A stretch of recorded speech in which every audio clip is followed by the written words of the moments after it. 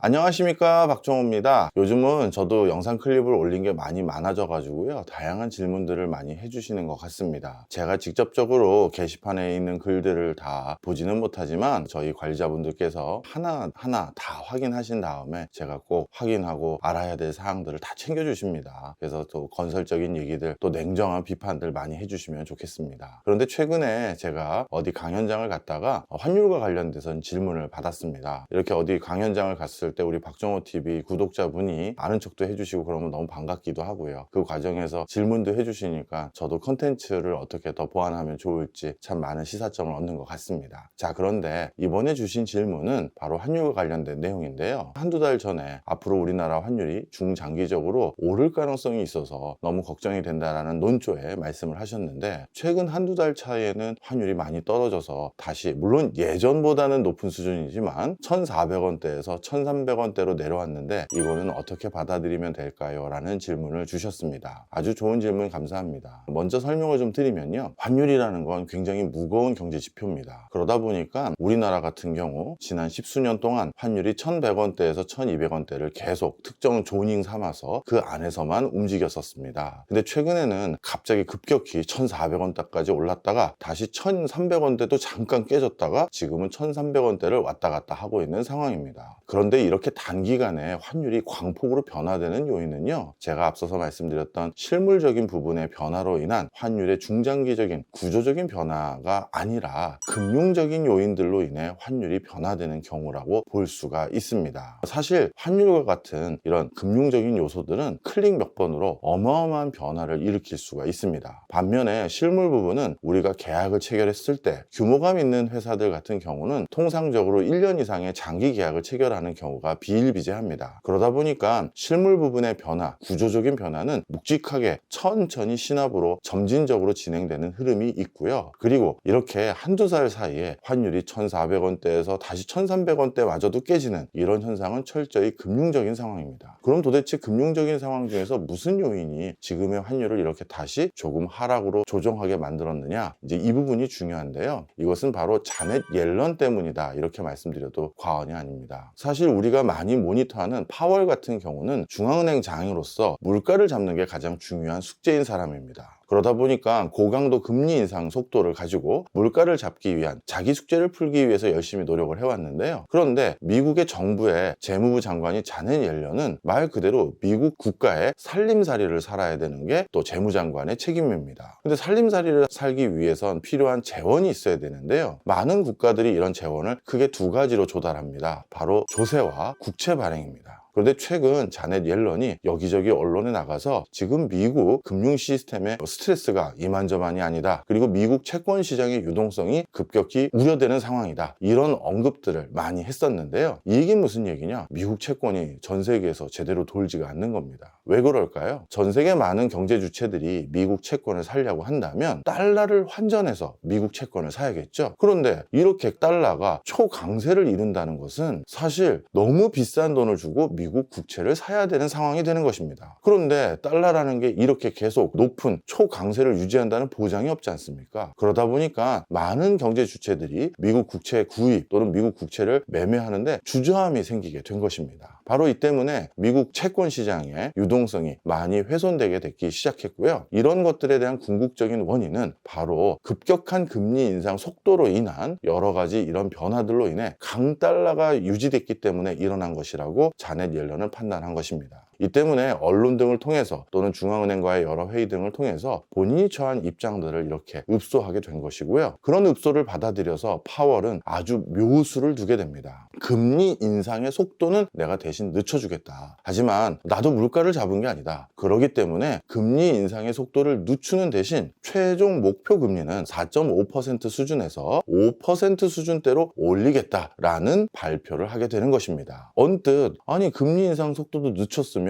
목표 금리도 낮추거나 예년 수준으로 유지해야지 왜 목표 금리는 더 올린 거지? 약간 이율배반적인 이 모습에 많은 분들이 갸우뚱하셨을 텐데요. 그 가장 궁극적인 이유는 바로 자넷 옐런의 입장을 반영한 것입니다. 그리고 이 금리라는 것은 크게 두 가지 요소를 기억하셔야 되는데요. 모든 금융 지표의 변화는, 즉 속도는 금융과 관련된 것이고요. 최종 높이는 실물과 관련된 것이다 해도 과언이 아닙니다. 이처럼 금융에서 중요한 것은 변화고요. 그 변화의 속도가 빠르다면 단기간 안에 큰 이익을 볼 수도 있는 기회가 생기는 것입니다. 이 때문에 단기간에 변화를 크게 준다는 것은 금융적으로 많은 것들의 불확실성을 높일 뿐만 아니라 투자 세력 또는 투기 세력들이 어떤 곳에 베팅을 해서 더욱더 그 변화를 광폭으로 유도할 수 있는 현상들이 생깁니다. 자, 그런데 지난 파월이 내리 3차례 이상 이렇게 금리를 3단계씩 내리 올리다 보니까 많은 신흥국들은 이렇게 미국의 금리 인상 속도에 부합해서 자국의 금리를 똑같이 올리지 못하는 나라들이 너무나도 많습니다. 대표적으로 그 중에 하나가 우리 한국이죠. 우리나라는 가계부채 문제 심각하고요. 기업부채 문제 심각하다는 거 다 알고 있는 사실입니다. 전 세계 거의 대부분의 애널리스트들이 저에게도 물어봐요.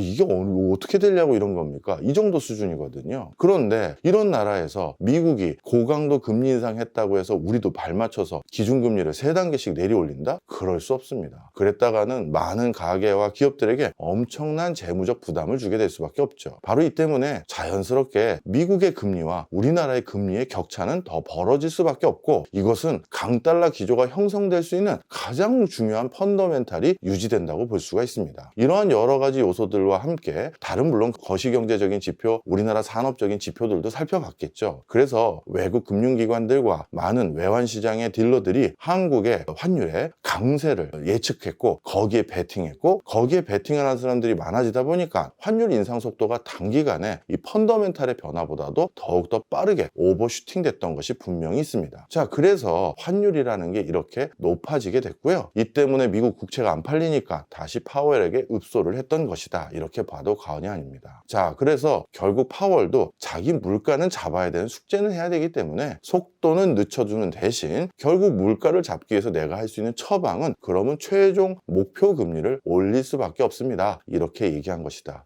이렇게 이해하시면 되겠죠. 자, 그러면 왜 요즘 환율은 다시 떨어진 건가요? 여기서 또 우리 중요한 변수 하나를 생각하셔야 됩니다. 미국에서는 상반기, 하반기 두 번에 걸쳐서 정례적으로 환율 보고서라는 걸 발표합니다. 지난달에도 환율 보고서가 나왔는데요. 이 환율 보고서라는 게 굉장히 중요한 요소가 하나 있습니다. 바로 미국의 상당한 교역국의 대상들을 바탕으로 해당 국가들이 환율을 인위적으로 조작했는지를 분석해서 여기에 발표를 합니다. 그런데 환율 조작국으로 지정이 되면요, 미국은 통관에 있어서 그 나라의 물건들을 일제히 차단할 수 있을 만큼의 강력한 법을 실행할 수가 있습니다. 왜냐하면 정상적인 시장 원리를 왜곡시키고 인위적으로 자국의 무역 수지를 올리기 위해서 시장 메커니즘과 달리 어떤 나라가 환율을 조작했다면 그 나라 물건의 수입을 통째로 막을 수 있는 그럴 정도의 제재를 가할 수 있는 나름대로 근거가 생기는 거거든요. 그런데 외환 시장의 많은 금융기관과 외환의 투자 또는 투기 세력들은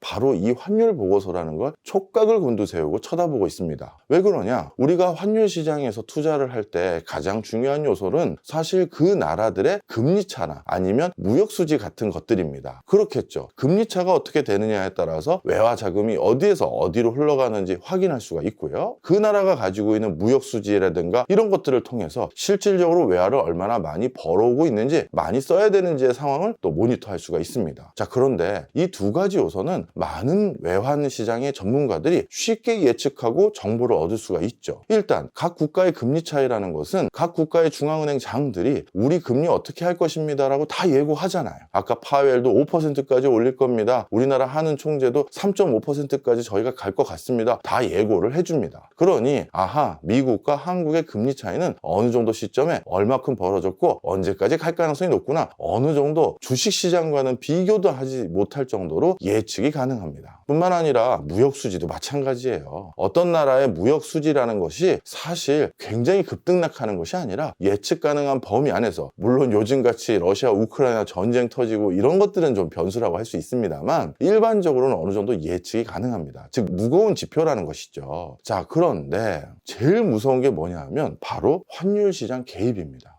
한국과 미국의 금리 차이가 벌어지니 한국에선 환율이 오르겠구나, 그럼 원화 가치 떨어지고 여기선 강달러가 되겠네 하는 것에 베팅을 하고 있는데, 갑자기 어느 날 한꺼번에 우리나라 정부가 환율 시장에 개입을 해버려서 1,400원대 초반에 있었던 환율을 다시 1,200원대로 낮춰버린다? 그런 순간 외환 시장에 참여하고 있는 수많은 경제 주체들은 어마어마한 손실을 보게 됩니다. 그렇기 때문에 바로 환율 보고서에서 어떤 국가가 환율 조작국인지 아닌지, 조작국으로 지정할 것인지 아닌지가 굉장히 중요한 요소라고 볼 수 있습니다. 그런데 이번에 미국 재무부가 하반기 환율 보고서를 발표했는데요. 여기엔 굉장히 이례적인 내용들이 나옵니다. 이번에는 환율 조작국이 없었던 것으로 결론을 내요. 이게 굉장히 놀라운 것인데요. 우리나라도 1,400원을 거의 돌파할 즈음에 우리나라 정부가 외환시장에 개입을 했습니다. 그리고 일본 같은 경우는 올 3월 달인가요? 4월 달인가요? 그때부터 줄곧 미국 재무부 장관이 방문하거나 아니면 국제적인 컨퍼런스에서 미국 재무부 장관과 일본 재무부 장관이 만날 때면 우리 일본이 외환시장에 좀 개입을 할 수밖에 없을 것 같다. 초저엔화가 유지되다 보니까 그것 때문에 줄도산하는 기업들이 생기고 있다라는 여러 우려감을 표시했습니다. 그리고 지난번에 G20 재무부 장관 회의에서도 또다시 일본이 외환시장에 일부 개입할 수밖에 없는 것 같다라는 내용들을 계속해서 어필을 했었는데요. 그런데 이번에 미 재무부의 환율 보고서에서 환율 조작국이 없었던 것으로 지적했다라는 것은 지금 수준의 외환시장에 개입하고 있는 것은 어느 정도 용인하겠다라는 얘기와 똑같다라고 보시면 되겠습니다. 특히 이번 보고서에는요, 환율 관찰 대상국에 해당되는 12개 국가가 있었는데 이 12개 국가 중에서 7개국을 환율 관찰 대상국에서 해제시켜줬습니다. 이탈리아, 인도, 태국, 베트남, 멕시코가 지정 해제됐고요. 그 다음에 남은 국가들은 그러면 바로 중국, 일본, 한국, 독일, 말레이시아, 그 다음에 싱가포르, 대만 이런 나라들만 관찰 대상국으로 남아있는데요. 자, 이 관찰 대상국으로 분류되어 있는 나라들 중에서 일본과 한국을 꼭 집어서 언급하면서 이 나라들이 지금 이 정도 수준으로 외환시장에 개입하는 것은 지금의 거시경제의 상황이 특수한 상황이기 때문에 이건 어느 정도 용인할 수 있는 범주라고 생각한다라고 결론을 지어버렸어요. 일본 같은 경우 지난 9월 달 24년 만에 달러화 순매도 개입에 대해 일본이 G7과 논의했으며 시장 개입은 적절한 사전 협의와 함께 진행된 것이기 때문에 극히 예외적인 상황으로 이것은 괜찮다라고 보고서에 지정이 되어 있고요. 한국 같은 경우도 3가지 요건 중에서 저희는 2가지 요건, 관찰 대상국이 되려면 3가지 요건이 있어야 되는데 그중에 경상수지 흑자, 대미 무역수지 흑자를 보고 있는 나라임은 분명하지만 관찰 대상국을